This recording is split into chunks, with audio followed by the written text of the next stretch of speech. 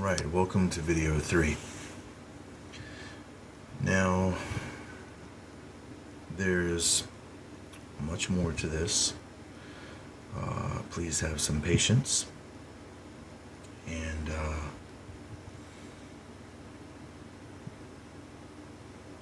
please do your best to spread these videos. Spread them to people that will have the ability to receive. People that you consider intelligent, that have good hearts, and that do understand there is something very wrong in this world, and something is building fast before us. Find people that are searching for truth honestly.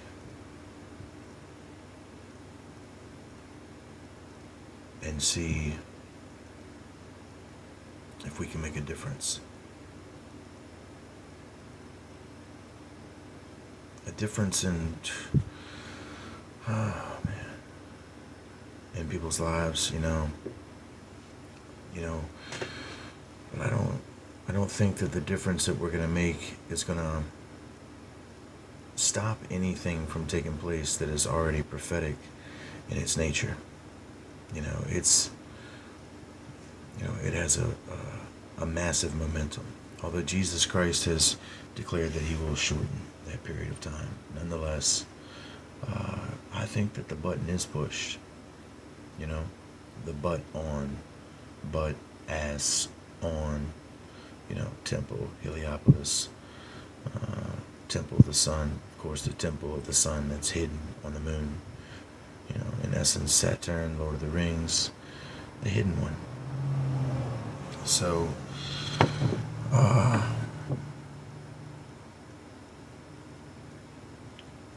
there's just so much to say. It's so hard to put it all in words, and I know that sometimes when I do these videos,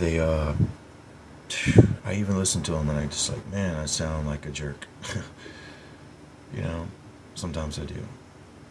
But you also have to realize I'm under an enormous amount of pressure.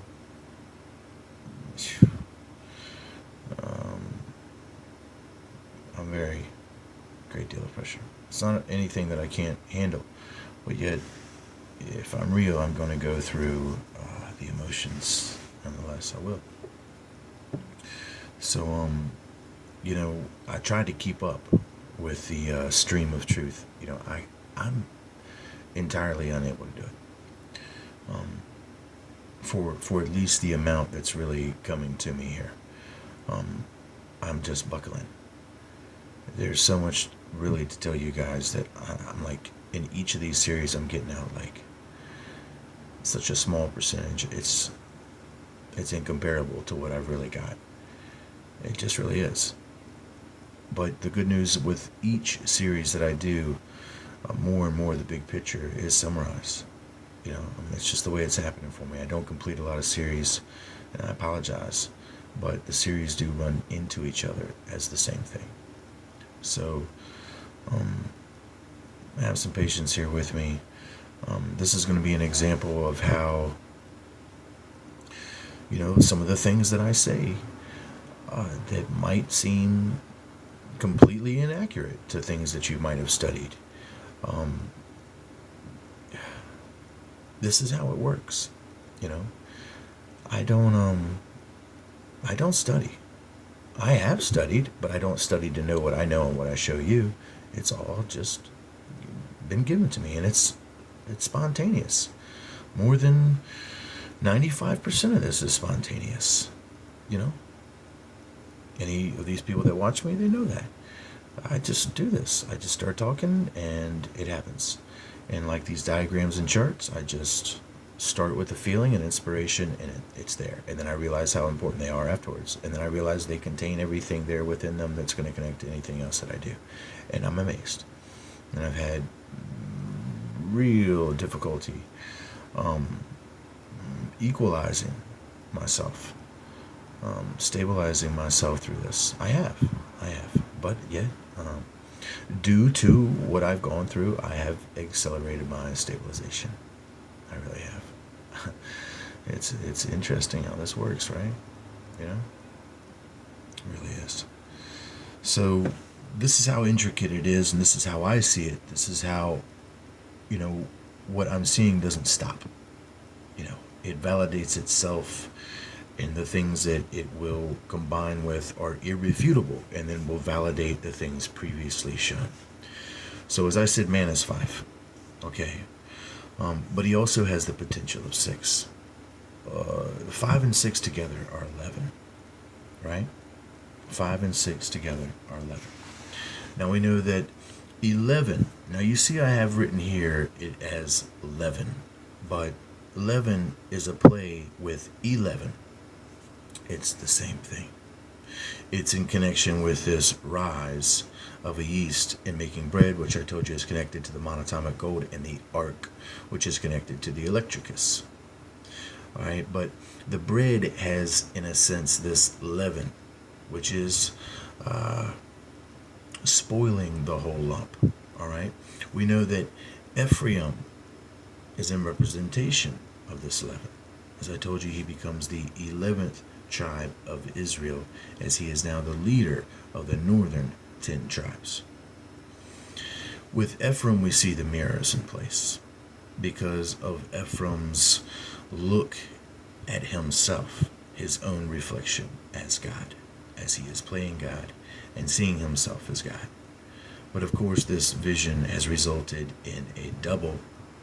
In essence, it's one portion even of his own identity he seeks to get rid of. And I told you this is how it plays out within their own organization, in which the singular 4 or even the singular 3 is looking at the mirror, and the other portion is an illusion.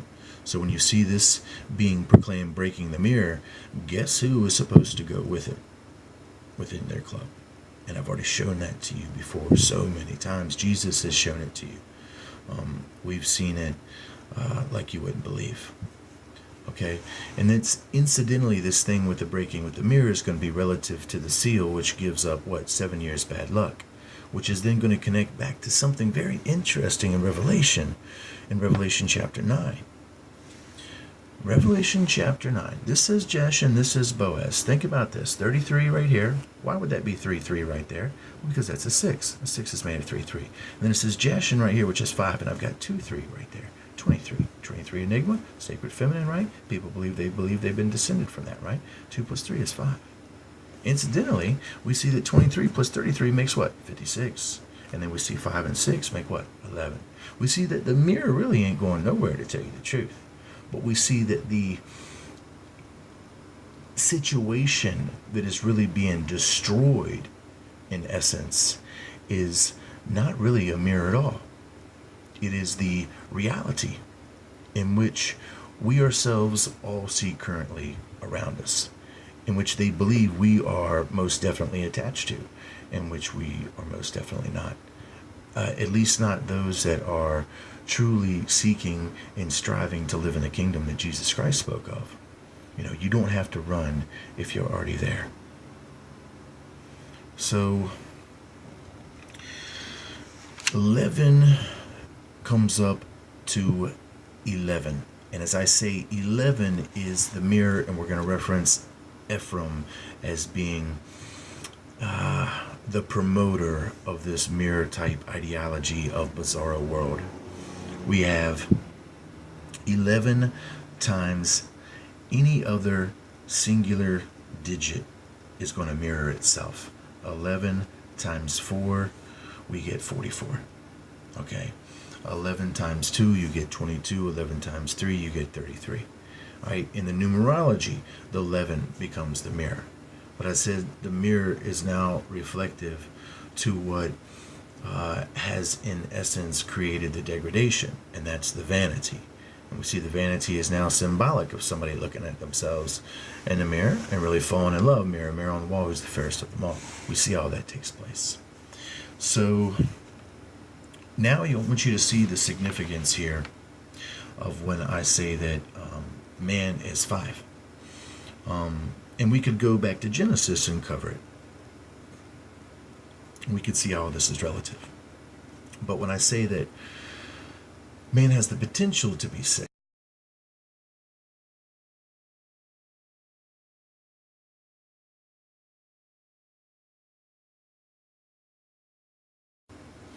I said man has the potential to be six, and you should understand that as the sixth sense by now, which I said is the zone, which is an anagram for once. Now, who do you think believes themselves to have this sixth sense?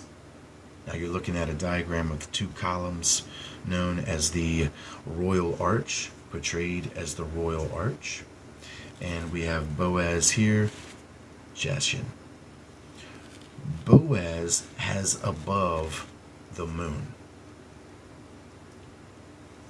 Jachin has above the sun. But if we do the crossing in perspective of the eyes with the hemisphere of the brain, we see the geometry that begins to result. And there is a lot of it here that is going to say everything that we're already talking about. But we're going to save this as we move further into the series. Let's just cover the basics now. Boaz here has the moon connected to it. Now, there's going to be a very unique reason why Boaz is intrinsically connected to the moon. We already covered it in Ezekiel chapter 17, connected to the eagle that is lifting up a portion of these fallen twigs to this high perch, where he establishes this type of forest that we see grows over him, making him become this green man, in which now we get this essence of these, this saying of these little green men on the moon. It's now going to connect to the little guy in the eye. And the irony is we're going to see that these people on the far side of the moon that have been living in artificial biospheres have by default grown smaller. In Michio Makoko, I heard from my dad the other day, we were driving around, he happened to mention something to me about Michio Makoko describing the exchange between two life forms, one that gives off oxygen, the other that gives off carbon. Now what would that be? Well, that would be a tree and a man. The tree gives off oxygen, the man gives off carbon. And Michio described that if they were put into a closed environment, what I would consider a biosphere, an artificial atmosphere, which would have to be on the moon, would it not? For some long period of time, we see that the tree would get bigger, and guess what? The man would get smaller. Bingo! Little guy in the eye, little green men on the moon. Let's talk about some irony. And let's talk about a bunch of supposed UFO alien stories with these little guys. And then let's talk Lord of the Rings in connection to this dwarf prince, these small little dwarf princes. And then let's talk dwarf star. And then we'll begin to know what it's all about with this ark in stone that they find in the mountain in connection with the ark and the stone that I'm telling you is connected with this firestone. It's all relative to the monatomic gold series. Right? You're starting to see? Or you're starting to see, hopefully, please, you're starting to see that the Spirit does see, and I'm doing my best to show you. He's giving it to me. He's given me as much as I can handle. As much as I can handle. So Boaz has a very unique situation with being the 33. Because 33 is the pinnacle of enlightenment within their degrees. That's when you reach the illumination. That's what makes you the Illuminati. That's what makes you become a part of the hidden hand, or a part of the empire of the black sun, where you in essence will be astrally projected. You'll ride the lightning, this stairway to heaven in which the lightning makes, going up to and fro all over the earth. As we see here, the 33 is a symbolism for those that have achieved this enlightenment. Now, to achieve this enlightenment, guess what? You've had to rise the Kundalini serpent. Rising the Kundalini serpent means, guess what? You have had your seal broken because the serpent bust your seal. Well, if your third eye was closed and then the serpent opens it up and it was sealed before, well, then he's broken the seal. But we know that he even pierces the dome in the capital of the head. Now that's, in essence, more or less breaking the seal. Once again, it's piercing the temple, in essence, piercing the seal. Very interesting. So to reach illumination, to have your sealed third-eyed open, you have to have this serpent illumination, this rise of the Kundalini serpent. Now, how does this link back up to Revelation chapter 9? Revelation chapter 9 describes these locusts in the end time. And guess what?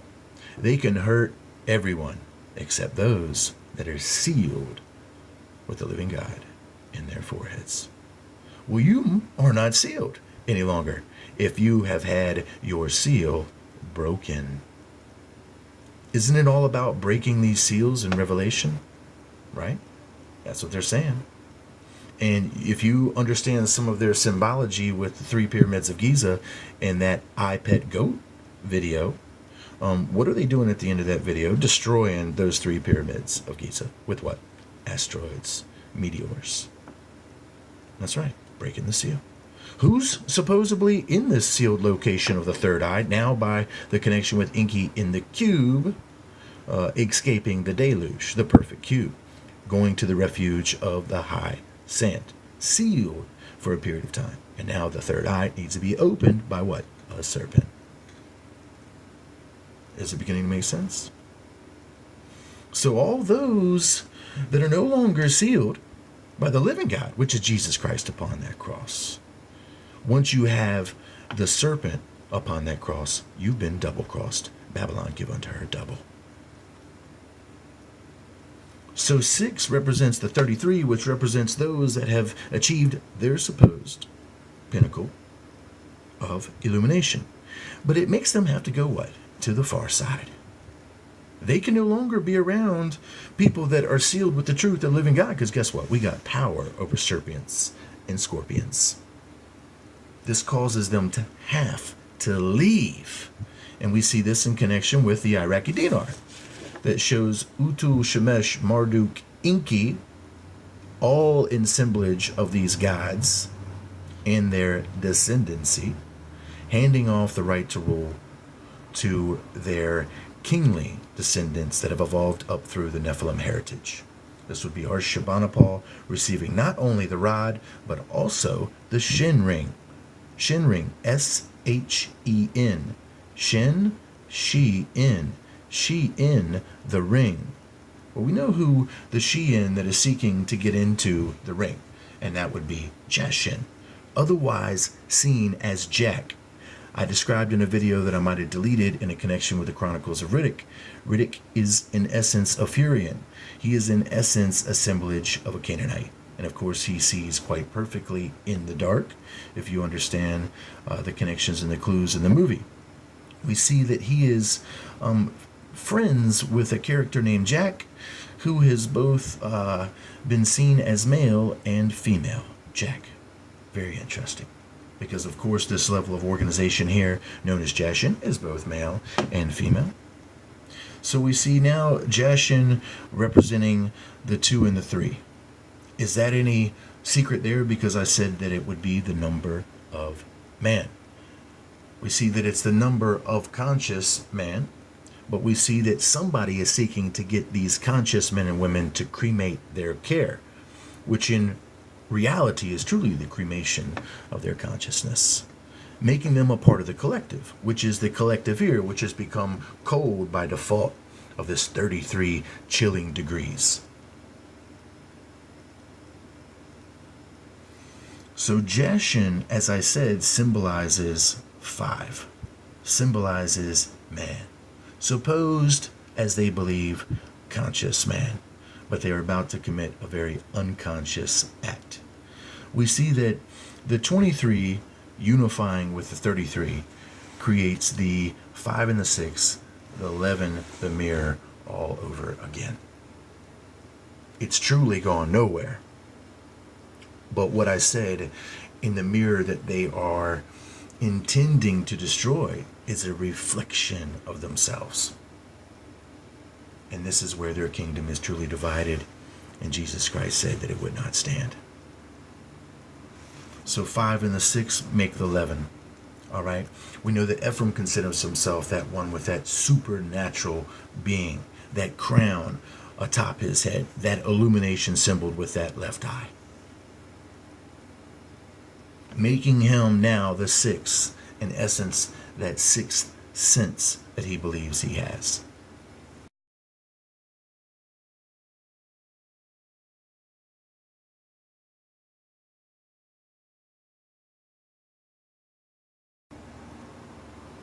In essence, as I said, this illumination that they have achieved is symbolic with 33. Now, it's symbolically related to the death of Christ, not the birth of Christ, not the birth of their Christ consciousness. It's the death of their Christ consciousness, the consciousness of what Christ really was, the eternal, living Word of God Almighty in paradise, the express Word that had come to reveal to the kingdoms of men the love of the universal Father for all. And they rejected this. They were looking for a militant deity. They were looking for everything that Jesus was not. And they still reject him to this day for those very same things that they've become and believe are divine. So yeah, the leaven is the mirror that has created the illusion, in essence, that it's claiming to get ready to destroy. But the only problem is the illusion that it's getting ready to destroy is one big, great portion of itself that it's telling that no, it's the other ones that are going to get destroyed. You know? And we've already talked about this. So yeah, Boaz would be the 33, right? And the location would be the moon. And Jeshin would be connected now to the 23, which they become this 144,000. 12,000 of the 12 tribes. 12 times 12,000 is 144,000, which is incidentally 40 times 3,600, which is also 144,000. So Enki's number times the orbit of Nibiru gives us the supposed sacred number of the descendancy of the saved. Really? Enki's number? I guess that's relative, right? A little bit of sarcasm there, huh? So the video is at about the point where I would like to end it and just see the significance there. Don't let this escape you. How it's the same thing happening again. If this union in itself is being allowed to play out. Well, we know that it's not going to be allowed to play out, right? Because this is the seventh and final stage.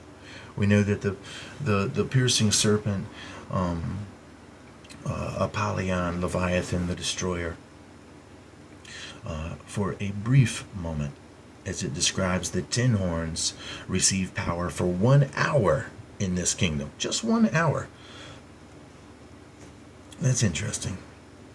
Spiritually, I don't know what that defines to in actual human time, but it is expressly short.